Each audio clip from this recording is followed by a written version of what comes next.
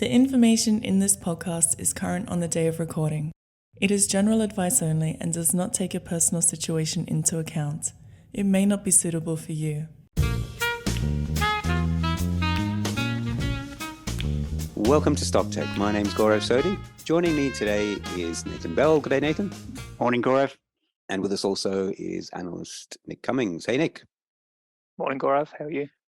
Not bad, Nick. Thank you. Now, gents, end of the financial year, there's a lot of important stuff to discuss today. Probably the most important thing, Nathan, I think we should take this very seriously. Are England the biggest bunch of whingers in world sport? Nathan, you?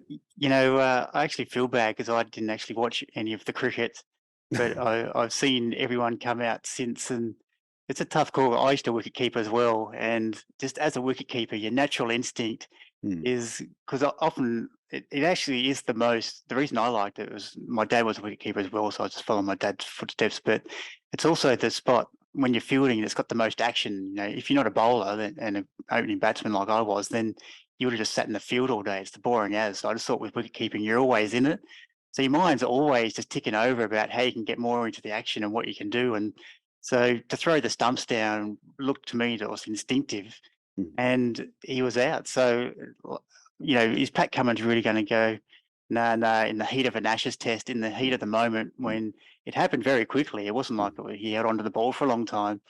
You know, is he really going to call it back after that in the heat of the moment when there's so much at stake? I wouldn't have thought so. It's so easy to sit here afterwards and go, oh, you know, even Pricey, the old git on the project, said, this is at night time, it's like the night after, said, oh, yeah, I changed my mind on this and I think it was unsportsmanlike. I was, well, yeah, you've had 24 hours to sit there and think about it. And he had a half a second to throw down the stumps, make a decision when he was all excited about getting a wicket.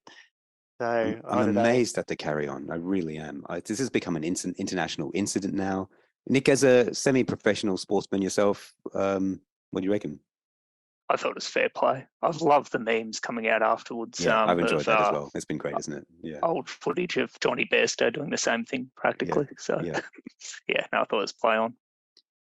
Right. Okay. Pod done. Thanks, boys. We'll see you back. All right. Well, we better talk about something to do with finance. The other big thing that happened, probably not as big, but the other relatively large thing, Nathan, the ASX, I heard you say in our meeting that the ASX rose something like 14%, including dividends. The figure I saw from my software was 9 point something percent. So I guess it depends what index you're benchmarking against. But either way, those are extraordinary returns for a year that most people would consider forgettable and where most stocks have actually fallen during the financial year.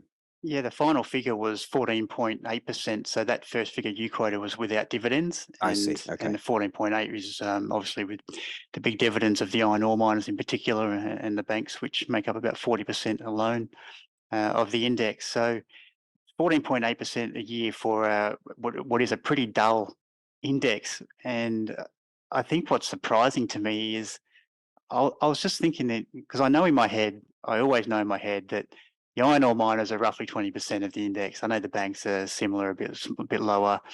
You can throw in, depending on which banks you include and financial institution you include. If you want to go into financials, which all of a sudden that number can go up to 30 or 35 or even 40. And the A REITs are another, I think they're at 20% odd. So, you know, CSL, I think, is another 7. So there's basically most of the index. So I'm always thinking of the index as a opposition football team.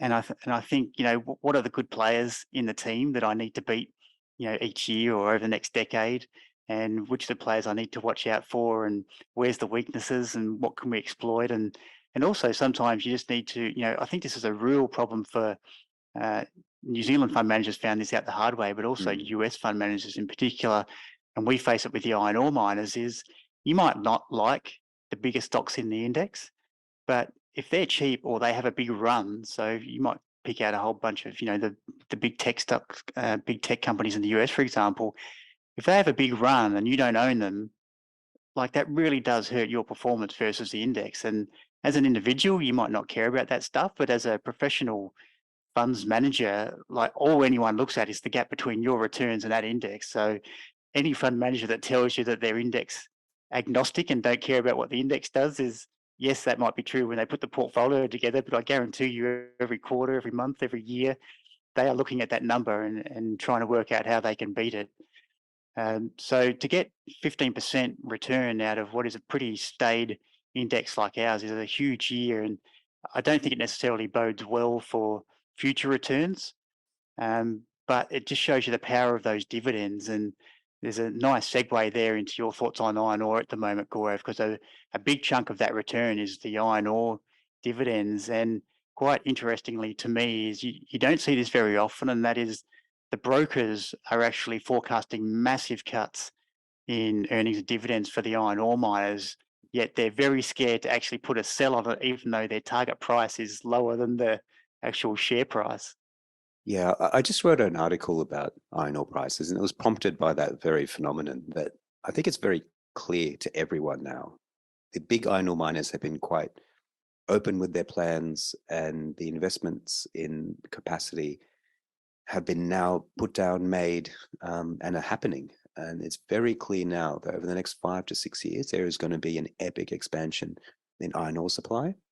The equity markets are pricing it to some extent, but I don't think falls in iron ore prices are being priced in, and there seems to be reluctance to accept that the decade-long average we've had of about $100 a ton is going to fall, and I think that's an inevitability. Iron ore prices are going to fall and fall meaningfully. And for some reason, the equity markets are just asleep at the wheel on this, and I don't see. I can't see that scenario really being priced in. I mean, Fortescue looks cheap, but once you start plugging in meaningfully lower iron ore prices, and as the spreads on their product widen, the profit number really does get decimated, and that earnings number starts to come down quite quickly. So there is a large and clear negative case for iron ore miners at the moment, and I'm amazed not more is being made of it. So it's an opportunity to still get out of these heavily exposed businesses. So I pointed out FMG and Rio in particular. Rio is an interesting case because 80% of earnings come from iron ore, but they have a lot of other assets. I'm decidedly unimpressed with the rest of Rio's portfolio, as I am with the management of that business and the direction of that company. I've been a long-term admirer of Rio Tinto. I think for most of my career, it's been the best mining business in the world. But over the last 5 years or so, it's been a disappointment. I've disagreed with management about the continued investment into Mongolian assets, which I think over time will be shown to be a waste. I think there's already been billions of dollars of write-downs. Returns on capital have been meaningfully lower than what management has promised, and there's no signs of that really turning around. And yet they keep on throwing billions of dollars into those assets to fix the problem, and I don't think that problem is fixable.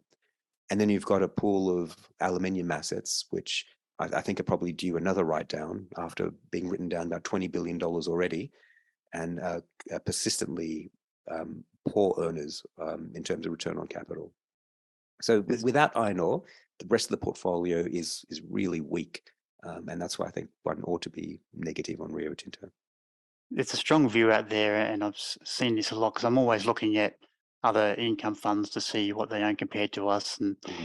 And obviously, our funds are always quite different to everyone else's, but I always want to make sure that we're not missing anything or see how we're performing against some of the more popular income funds out there. And there's been a view for a while that the iron ore miners are the new banks.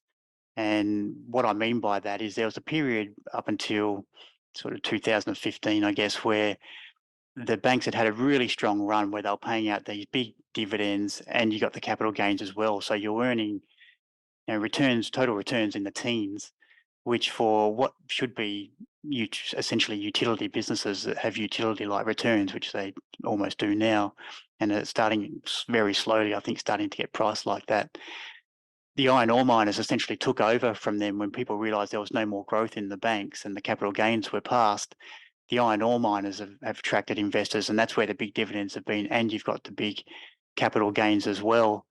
And so my feeling is, obviously particularly based on your opinions and analysis, is that that's now come to an end, and people are probably still, I think, particularly in this current environment where basically no one just wants to be in a company that's going to have a profit downgrade and see their share price fall 30 or 40%.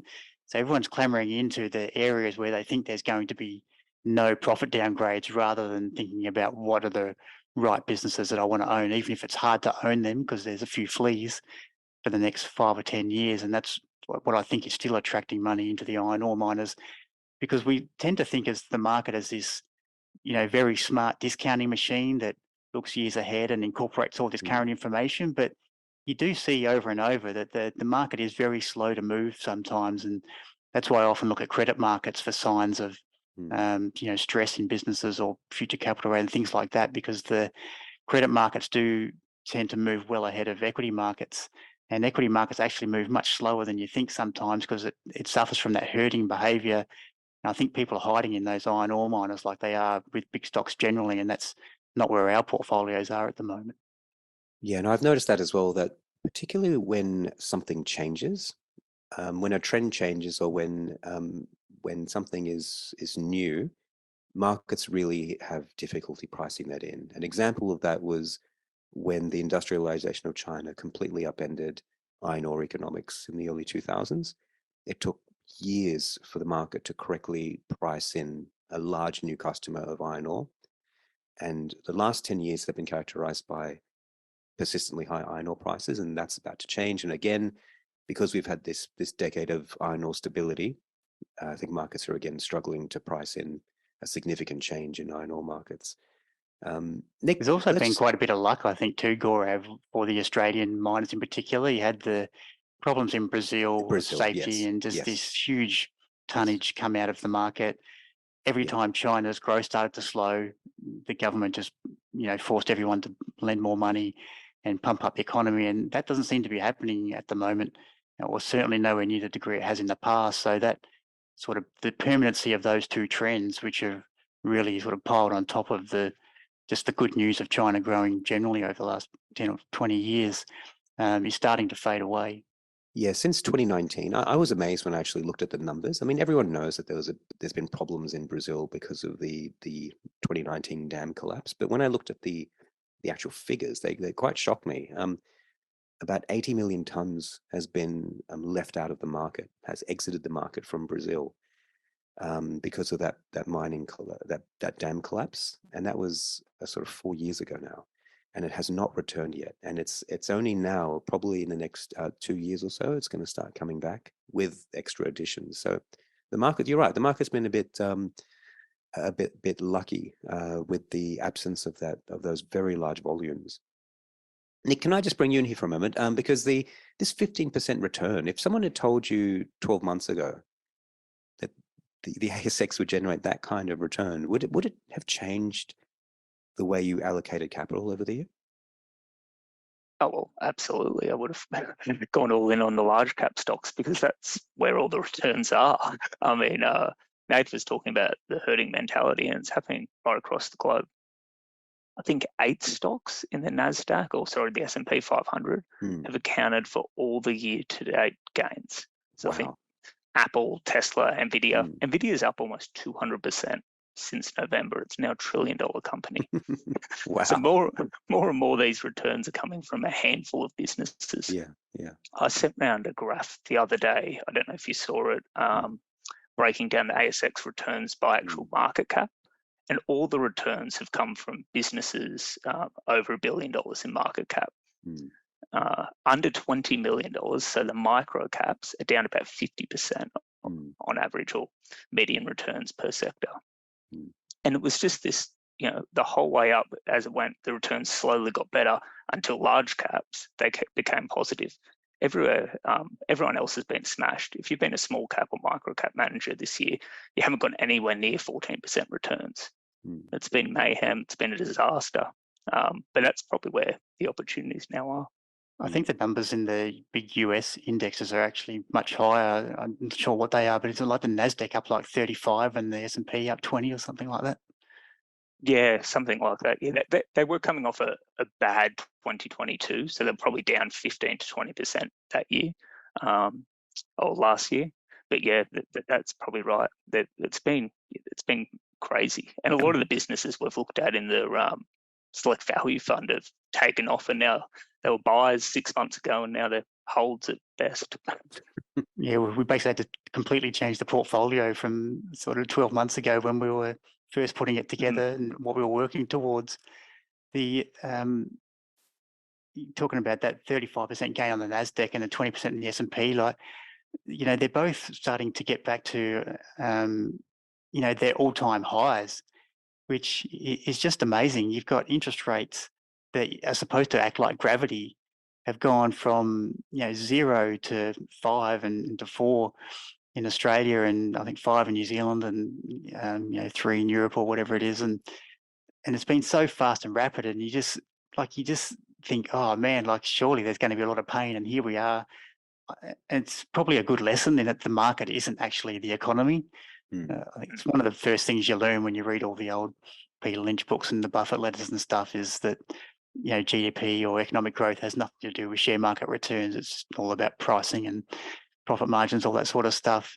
And you know, here we are, and these markets are just up incredibly. And you look at the size, you know, Apple, the first $3 trillion business. You know, I remember it wasn't that long ago when you could buy it for 10 times earnings and no one wanted to touch it. No one wanted to touch it, Nathan. Except for smart people whose surname starts with and rhymes with Sodi. Nick, so what do you think's happening here? It seems to me that this is really motivated by fear. People are getting scared and just piling into big stocks and in an attempt to try and avoid risk. Is it as simple as that, or is there something else going on? I think to some degree it is as simple as that. I mean, people are moving more and more towards these resilient businesses and happy to pay higher and higher multiples for it, for them. Interest rates have risen from 0% to 5%, you know, in most developed countries, and yet the S&P 500 earnings multiple, the average earnings multiple you pay for the index, is around 24 times. It hasn't changed too much. It's actually probably gone up a point or two, which is just insane when you think about it. Yeah. So yeah, I think there is a herding mentality going on, and this is, I mean, there's a narrative behind it. The narrative of the last 6 months is artificial intelligence and those 8 stocks I talked about, that they're going to be the key beneficiaries and everyone else is potentially the losers. So there is some sentiment behind it, but I think it's largely just trying to invest in these businesses that are more resilient and where you have more certainty around their earnings growth, rather than businesses that may look cheap but could have a profit downgrade coming. Now, we want to touch on Microsoft, a stock you've just written about recently. But before that, Nathan, there's probably people wondering when we're about to launch our AI fund. When is that coming out again? I still find it remarkable that there's a bunch of AI ETFs that have come out. Yeah. And this is not new news, but there are more ETFs than there are stocks out there, which just blows my mind. But you talk about this trend toward ETF or index investing, and 12 months ago, our funds in particular had an awesome period due to your coal picks and a bit of cash and some takeovers. We had a really good sort of initial downturn, if you like, where we actually, our outperformance was massive in a couple of the funds. And this year, there's no way our funds were going to keep up with a 15% annual return, and with small caps being as decimated as they are. So there was 12 months ago, you had all these value managers coming out, showing their wherewithal and the patience and how to, wait for tough times, and then we'll show you what we can do.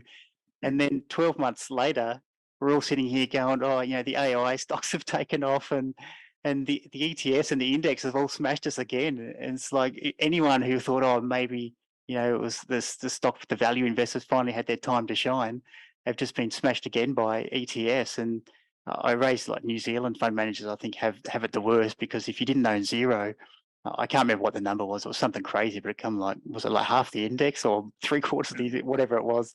if you didn't own Xero, you got absolutely wiped out in terms of relative performance for the index. And it just shows you that I just think investing is getting tougher and tougher, because these technology companies, but in particular at the moment, are getting treated like they're the most stable cash flow businesses in the market. You know, you would never have said that about technology stocks in the past, which would have been your most cyclical businesses. But now that we've shifted to software as a service, and like you ask our marketing team and ask them what's the last marketing expense that they'll cut if we had to go through a recession and save money, and it will be Google. You know, the Google advertising is the last thing we'll cut. So you can understand why people are gravitating to these businesses. But I can also show you a long list of value fund managers who have been saying for 10 years or more, you know, these businesses can't grow that big, otherwise they'll become bigger than the economy and they're going to slow down at some point. And yet they just keep pouring out these numbers that just continue to surprise. But there is a limit to it. But, you know, all of a sudden you find AI and maybe there's a new leg to it. And you know, maybe the whole AI thing is just a bit more boring, and it's a bit more about increasing profit margins and saving some costs, which is where the real winners are, rather than necessarily being able to pick the next Nvidia. But it really has been a torrid time for I think, for active value managers. You sort of waited for this long 13, 11-year bull market to end, so you finally had a good crack at some cheap stocks, and it's like always something comes along to boost prices. I think it feels a bit like if you're someone trying to wait to get into the housing market in Australia, it's just at some point you feel like you just got to give up, because there's just always something comes along to pump them up further. Yeah, I do feel as though investors have been punished for their sense. I mean, the people who have piled into lithium and AI have been richly rewarded, and if you're more cautious and sensible, you've gotten squat. Now, one potential exemption from that, Nick, is Microsoft, which a lot of sensible investors do own. It's also been caught up into this big AI hype cycle. It's a business I personally loathe for the single reason that during its whole, 30, 40 years of existence, it's never actually released a decent product. Maybe Excel, I'll give you Excel. But everything else has either been copied or is an inferior imitation of an existing product. And it's the capital allocation strategy it's kind of random. They just buy lots of stuff and hope some of it works, and some of it has worked, most of it hasn't. It's just it's a business I really dislike. I'm a big fan of Apple, and I like the focus and the attention to detail that Apple kind of stands for, and Microsoft seems to be the opposite of that. Yeah, this is a business you really like as well. Tell me why I'm wrong about Microsoft. What's great about this business, and why does it deserve all the praise and attention it's getting? Yeah, well, when I did the research, I was sort of surprised. I always thought of it as this all-powerful company, but when you go back through its history, particularly the Steve Ballmer years of 2000 to 2013, I agree with probably everything you said. They released terrible products. They prioritized Windows over everything else. The culture was shocking. He was dropping zingers like Google's not a real company. Oh wow! I didn't hear that. iPhone, okay. And the iPhone wasn't going to take any significant market share. Yeah, we've all heard that. Yeah. and by the time he left in 2013 or early 2014, the iPhone had been out for 6 years and had more revenue than Microsoft in its entirety. Wow. Which is pretty crazy. And this shows how out of touch the company was. But I think it has regained its focus under its new chief executive, Satya Nadella. He's moved the priorities from Windows to cloud computing and basing everything around the enterprise. So as a consumer, you might actually not like the products, but that sort of doesn't matter. The customer for Microsoft is your chief information officer or your chief technology officer at these multinational companies. And Microsoft's one of the only companies that can offer the whole solution. So cloud computing, office productivity, like Dynamics 365, which is kind of like Salesforce, LinkedIn, which may look like a random acquisition. It did, but, to be fair, yeah. But it's been a home run. Has it really? Okay. Yeah. So they bought this business for $26 billion. It was doing $3 billion of revenue. It'll probably do $15 billion this year.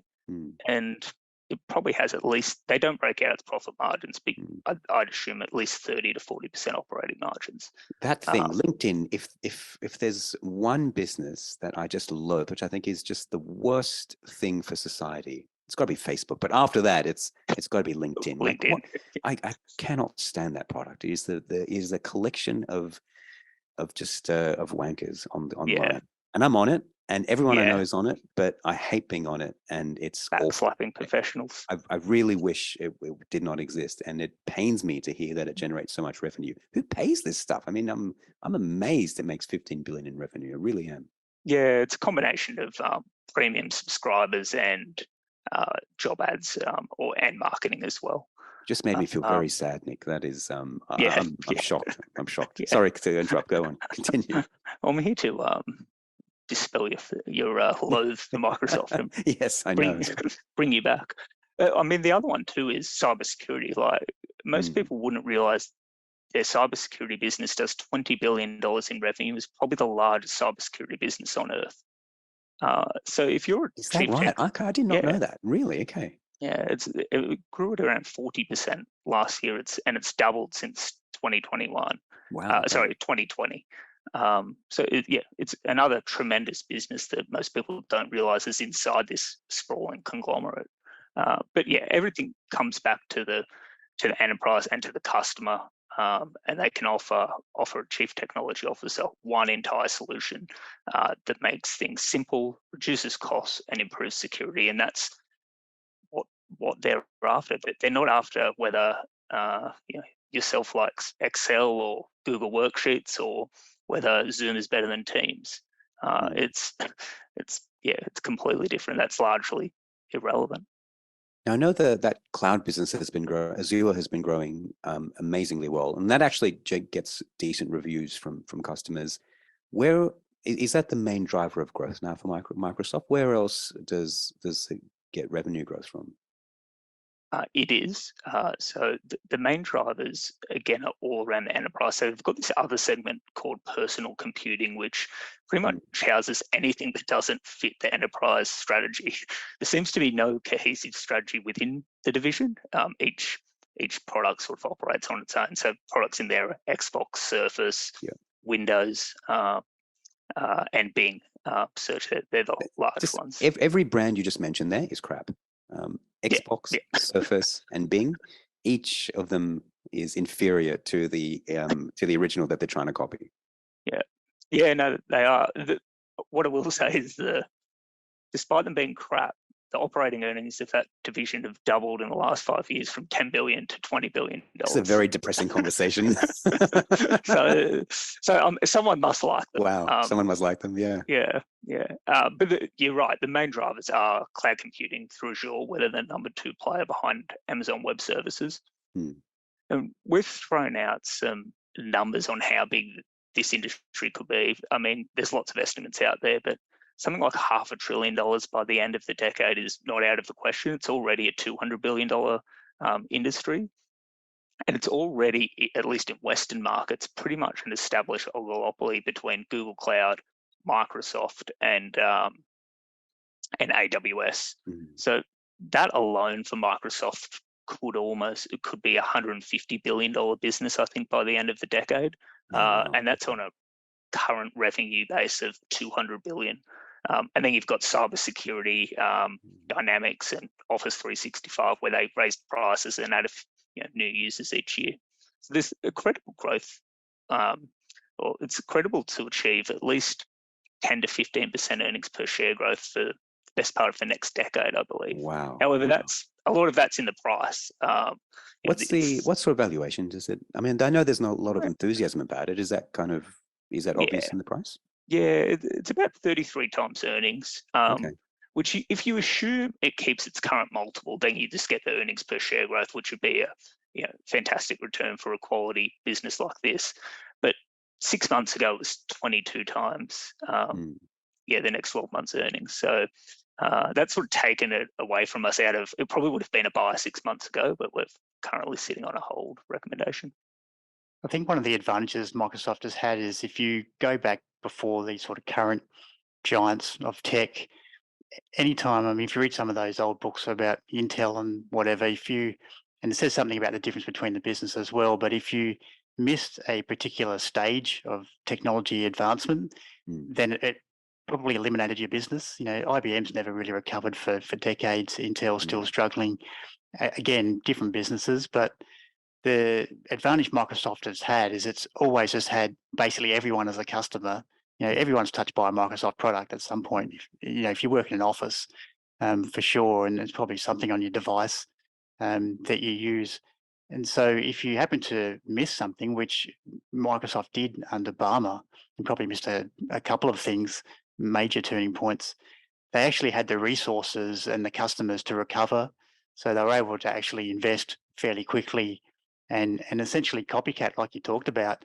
And actually, it's not always the worst thing to copy. Even though it might be an inferior copy, the fact that you've just happened to have all the customers and they're happy enough with it, and maybe you get it at a discount because you buy other services as well, and so it all gets wrapped up together, and you don't really expect too much more.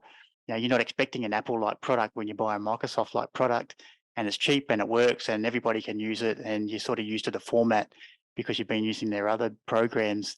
It's a powerful thing, and I think that's part of the reason why Microsoft has been able to recapture its former glory. But you wonder where the company would be without the cloud, which was really the big thing in terms of just profitability.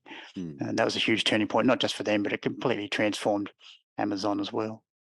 I think sometimes the thing that gets forgotten about Microsoft is how successful they are as an enterprise sales organization. I remember reading an article about Google Cloud versus Microsoft Cloud, and Google engineers were just aghast at Azure. They just thought they had such a better product, generation ahead of where Azure was. And maybe that was true, I don't know, but the engineers themselves were amazed at the Google product, disappointed with Azure. But Microsoft had an experienced enterprise sales team, and they could go around, wear suits, shake hands, and speak the language of enterprise. Whereas Google sent out these kids in shorts and sandals, and they just could not get through in terms of relationships with their enterprise customers. And Google had an enterprise sales problem, whereas Microsoft had decades of experience, and that is the real reason why Azure is cannibalizing cloud and why Google Cloud is struggling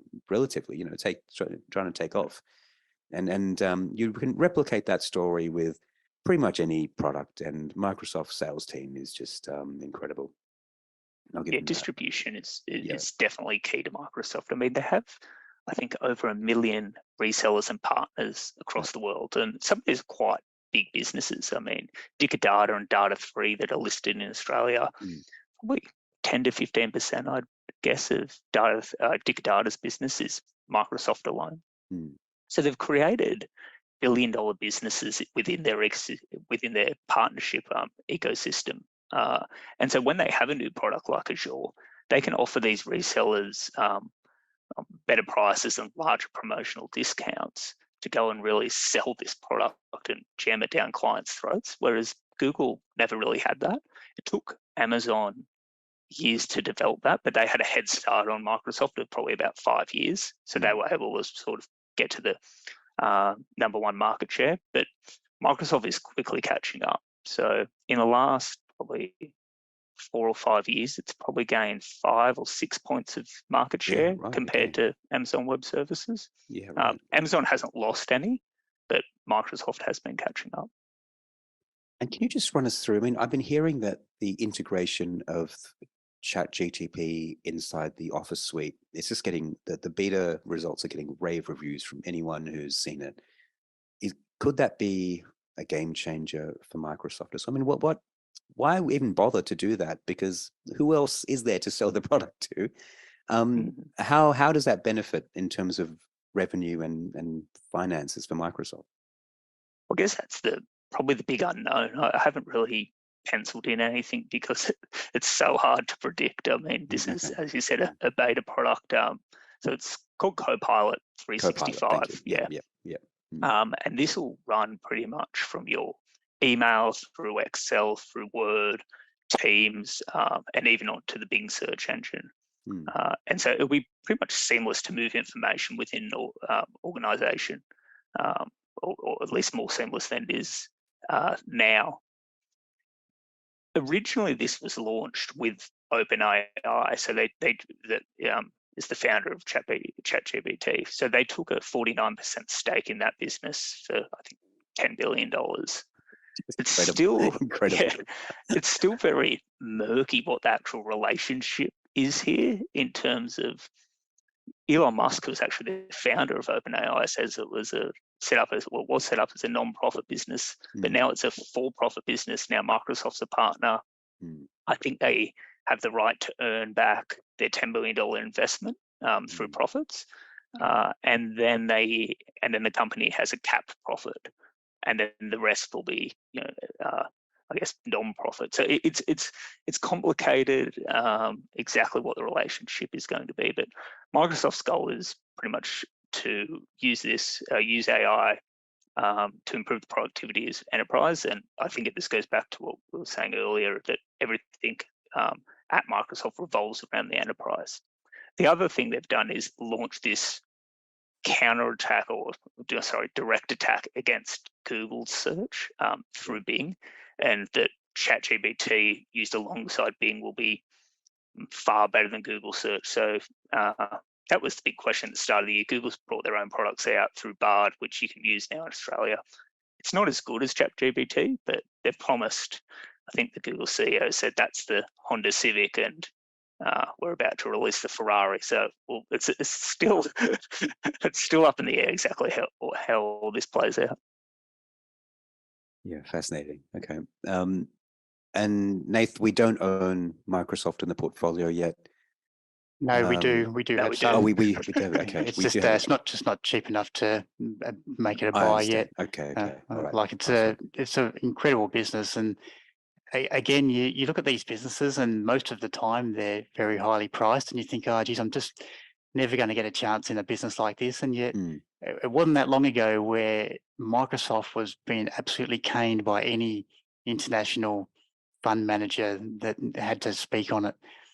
Just talked about all the missteps they'd made and all the rest of it. But that was the opportunity. I think the stock is probably up 10 or 12 times now from that bottom. And you're talking about, John's made his point, with you two owning Apple over the last 10 years or so, just one of the most covered stocks on the market, bar none.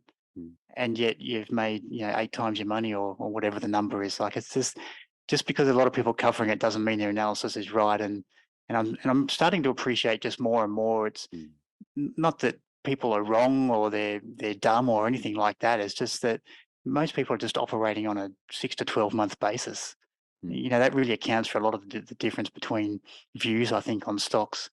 And I'm just seeing some just complete anomalies in the market at the moment, just really stupid stuff. And look at a lot of the articles in the Fin Review are just about these stocks that I have no interest in whatsoever, and yet some of them are like, one of them's a $3 billion stock. I'm not going to name it, but I was just looking at a list this morning to see that showed some of the best performers in the index this year, because when I just thought about it in my head, as we did at the beginning of the show, about those sort of major sectors, like none of them have been particularly good, except for the iron ore miners have been okay. But there was all these other companies like the lithium businesses and the other speculative stuff and other tech companies that were already expensive and then they've doubled. It's again why I just feel like it's just a really difficult market, and just shows the age-old quote from Charlie Munger that if you think investing is easy, you're stupid. Yeah, I think a lot of small cap investors get that wrong as well, that they think you can only find mispricing or opportunity in the absence of other people looking. There has to be no coverage. It has to be undiscovered. And I've always my experience with Apple has really informed this view, but I've always thought that that's not true. The way the market works is one opinion actually influences another opinion. So the more opinions you get, the more views, the more eyeballs you have on a stock, the more opportunity there is for a consensus to build, for herding to happen, and for mispricings to follow. And that's always been my view. I've made far more money out of large, well-covered stocks that are all following a narrative or a story than I have out of some obscure business that no one covers and is technically mispriced. And I just think small cap managers continue to get that wrong. And I think a lot of individual investors underestimate what one view or one analyst's view does to another analyst's view. It's funny. It's funny the biases and the reasons we come up with not buying things sometimes. And I'll tell you a quick story. I won't say who it was, but a guy who had Apple products everywhere. Like he loved Apple products more than anyone I knew. So he knew the business, and he also knew that the sort of non-traditional parts of Apple was really starting to grow now. So it wasn't just the iPhone, it was just the other bits and pieces. And so we're going back now, this is, I don't know, 7 or 8 years maybe, whenever Apple was about 10 times earnings. I think it was about 2015 or somewhere there. And everyone was saying, oh, it's gone X growth, classic quote, X growth. Yeah.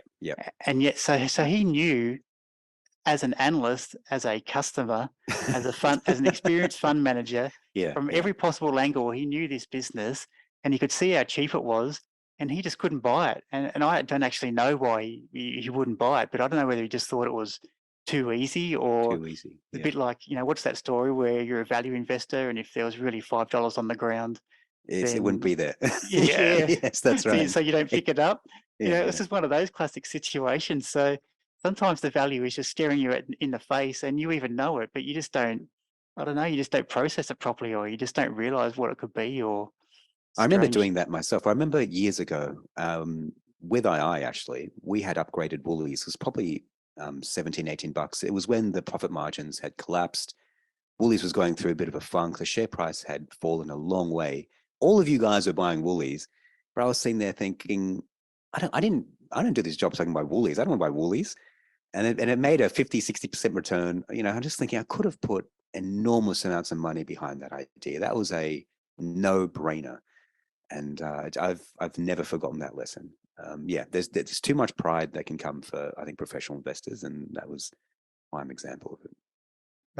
At the start of your career, where and particularly our culture at II was like that when we came in. Yes, that's right. Yeah, the esoteric. Yeah, and you're trying to find the undiscovered and show how clever you are, because you can find the cheap statistical overlooked cigar butt or whatever it is, and then you just look back over the last 15 years and seeing what's worked, and it's just find the best stuff. Just that, we were upgrading CSL, probably a little bit slow too, but Cochlear, I remember, was always there, and sure there's a couple of others. I'll always credit you for the CSL buy, which I made 10 years ago, and I still hold today. Been the 10 bagger for me, and I just love that you didn't buy $1 of it.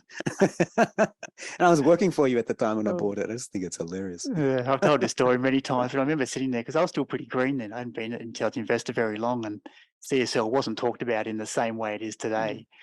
And it was going through a tough time, and I think it was $33, and I was just looking at this thing going, why haven't we upgraded this thing? It's got sort of everything we're looking for. And there was some technical stuff why I thought it was cheap, but it was different this time. The plasma supply glut wasn't going to last this time because the industry had been consolidated. So this thing was on 17 times earnings, which is sort of 17 back then is like 30 today. And I didn't buy it, but I remember sitting there going, geez, I reckon this stock could get to like $40 in the next 2 years. Add a zero onto that.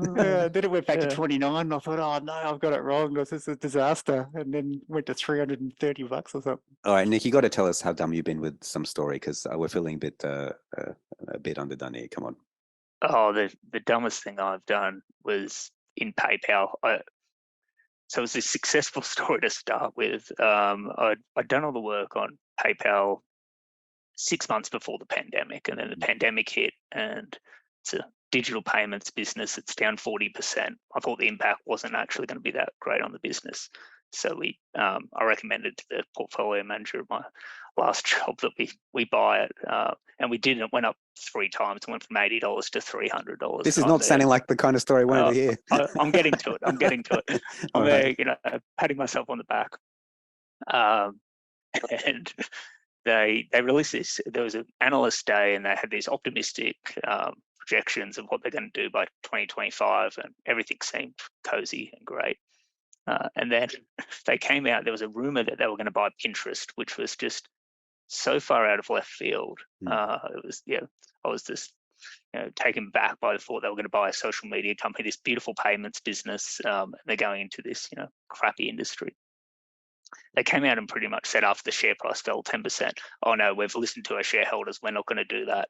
But that was the key, that growth in that business had pretty much flatlined. So e-commerce growth had stopped by the end of 2021 or slowed down dramatically. And I just always remember thinking back to it and I knew everything about that stock. I knew there was competitive threats, and I knew that was probably a signal, but for whatever reason, I just was hanging on to this winner and hung on and hung on. And I think it's now at $60. So that's gone. Painful. When you see your gains evaporate, that's probably worse than sitting on losses. I reckon that's awful. And this is not a small business either. I guess to highlight how crazy it got, PayPal was worth more than MasterCard at one point in 2020. Oh wow, I didn't know that. Yeah. Okay. And now it's, worth a fifth of MasterCard. Astonishing. Yeah. I've got one more quick funny story for you, and maybe we could finish up on this. Yeah. And a friend of mine told me the story when he first started out at a well-known growth fund manager. So I'm guessing this was probably 20, 25 years ago. And he told his boss that Fish and Pockle Healthcare were just selling fancy vacuum cleaners. and there was no way that this company was going to earn excess returns. I think it's up over 100 times since then. Wow, that is an embarrassing story. So you got to tell me who that is later on. Definitely off air. He's got another classic too with Mainfreight, which I don't think he got the analysis wrong, but he owned really, really early. And again, I think he owned it for went up 2 or 3 times and thought he'd done fantastic. And then I think it went up another 70 times or something. Wow. Incredible. Yeah. That is actually, that deserves a story and a write-up. Like Mainfreight is one of the most amazing businesses to come from this part of the world. Your wish is our command, or Nick's command. Yep, that'd be awesome. I'd love to read that. That'd be fantastic. Stay tuned. There's a good book on Mainfreight as well, which I believe I'm supposed to borrow from you at some point, Nick. This one here, that's no plug, I've just got it. Yeah. I'd love to get that off you next time I see you. That'd be good. Yeah, Ready, Fire, Aim. It's brilliant. Now we're forgetting we're actually on a podcast, so we actually roll up, and that might be it for today. But we've committed to doing this fortnightly. This is the first of that commitment. We'll be back in 2 weeks, so stick around. Nath, thanks very much for your time today. Thanks for doing it while you're under the weather, mate. Much appreciated. Yeah, not feeling 100% today, but we'll get back shortly. We'll be better for next time. Nick, thanks for your time as well. Thanks very much. And for everyone else, thank you for listening.